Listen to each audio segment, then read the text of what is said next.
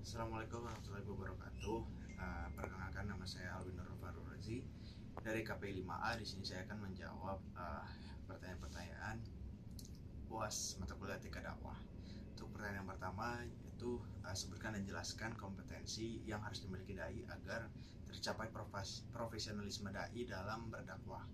Nah, tentunya terdapat beberapa kompetensi yang hendaknya dimiliki oleh seorang dai agar kegiatan dakwah dapat berjalan dengan lancar. Yang pertama, berbicara kompetensi secara substantif, yaitu kompetensi yang mencakup pemahaman mendalam tentang agama Islam dan berbagai isu-isu yang relevan.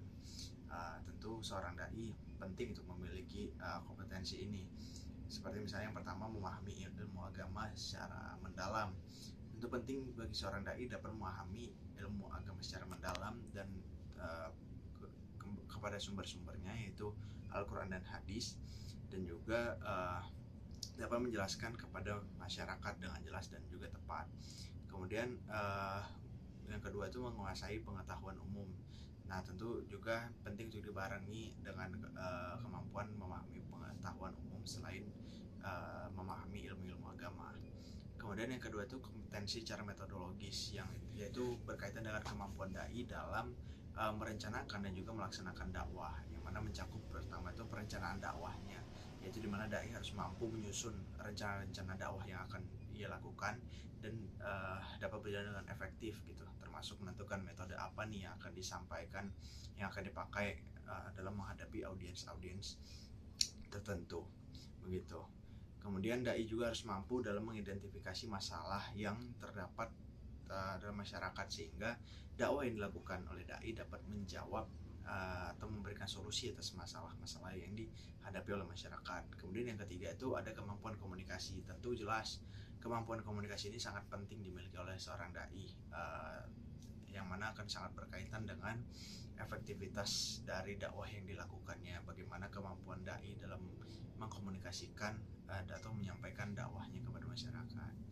Kemudian masuk ke pertanyaan yang kedua, yaitu mengapa ekstremisme dalam Islam mengarah kepada radikalisme. Kemudian jelaskan pula tentang pemahaman Islam moderat. Nah, berbicara tentang ekstremisme, yaitu pemahaman yang ekstrim, itu pemahaman secara keras gitu, dan mengapa ekstremisme Islam mengarah pada radikalisme.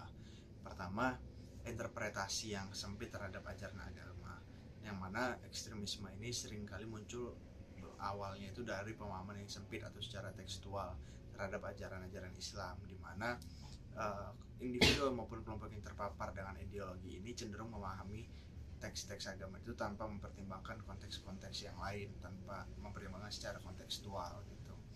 Yang kedua itu dapat pula akibat dari kekecewaan sosial dan politik, di mana tidak sedikit individu-individu yang beralih dari paham-paham sebelumnya ke paham ekstremisme. Ini merupakan respon mereka dari ketidakadilan sosial, ekonomi maupun politik, dari bentuk dari rasa ketidakpuasan mereka.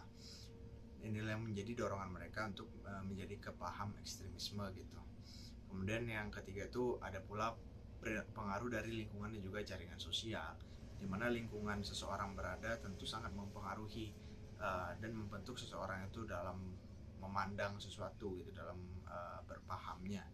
Dimana jika individu terpapar pada kelompok-kelompok yang memiliki pandangan ekstremis, lebih mungkin untuk ia turut mengadopsi pandangan tersebut. Kemudian yang selanjutnya adalah fanatisme dalam beragama. Nah, fanatisme dalam beragama itu dimana sikap fanatik seseorang gitu ya, atau tidak menutup pintu toleransi terhadap perbedaan pendapat ataupun keyakinan gitu. Nah, sikap ini pula yang juga turut membuat seseorang kerap berpandangan ekstremis gitu, dan tidak menutup pintu ke radikal.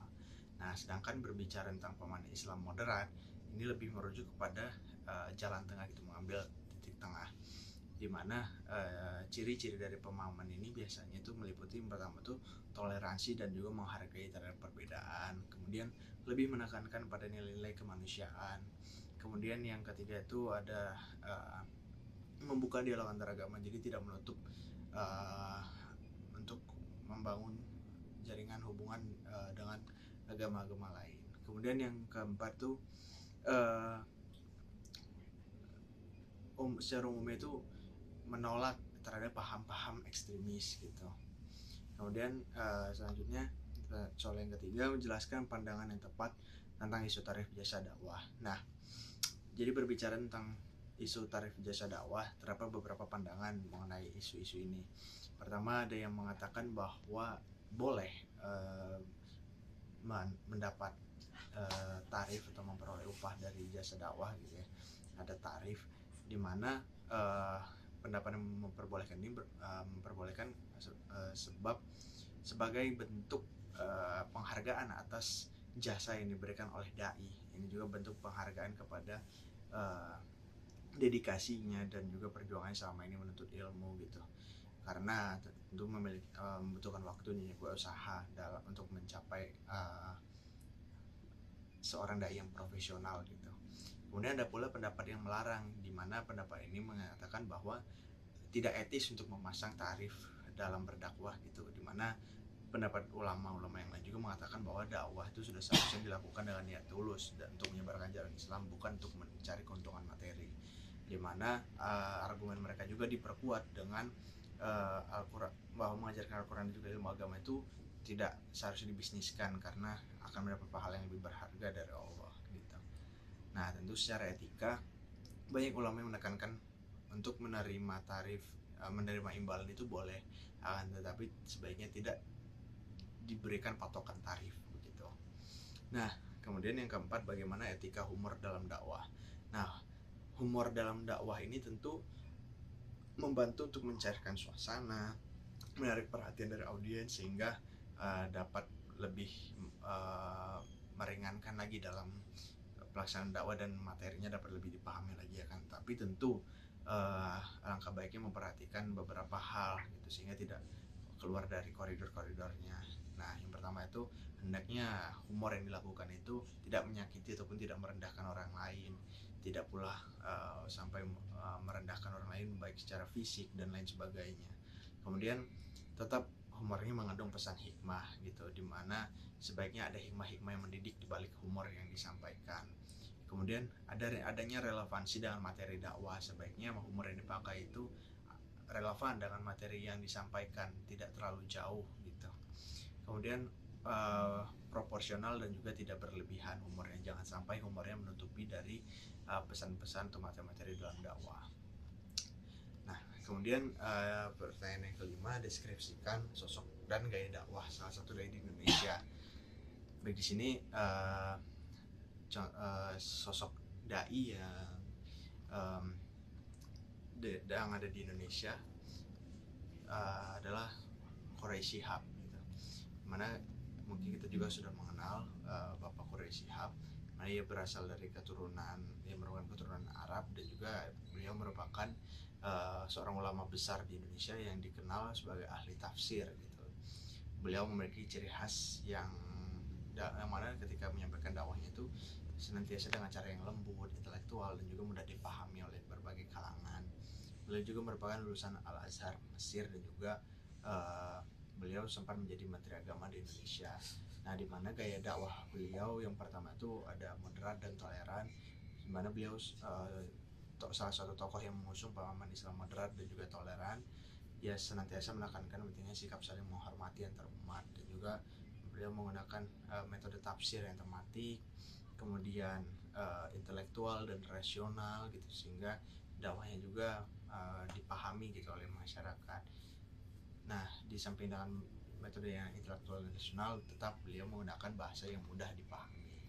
Untuk pertanyaan selanjutnya itu kontribusi apa yang saya lakukan untuk membangun etika dakwah. Jadi ada pun kontribusi yang dapat saya lakukan untuk membangun etika dakwah, yang pertama adalah dengan menerapkan konsep-konsep etika dakwah ini pada diri sendiri, karena sejatinya setiap dari manusia itu adalah dai gitu. Jadi dimulai dari diri sendiri terlebih dahulu untuk menerapkan konsep-konsep etika dakwah ini. Kemudian yang kedua, dapat berkontribusi aktif dalam kegiatan dakwah, baik dalam skala kecil maupun dalam skala besar. Karena pada saat ini, pada zaman sekarang ini tentu peluang-peluang untuk dakwah semakin terbuka lebar, dan ada berbagai media yang dapat digunakan dalam upaya berdakwah gitu. Jadi dapat mulai melakukan dakwah, baik menggunakan media sosial maupun dalam majelis-majelis. Nah, namun dengan tetap mengindahkan dan mengajarkan tentang etika-etika dakwah. Mungkin cukup sekian dari saya. Terima kasih. Wassalamualaikum warahmatullahi wabarakatuh.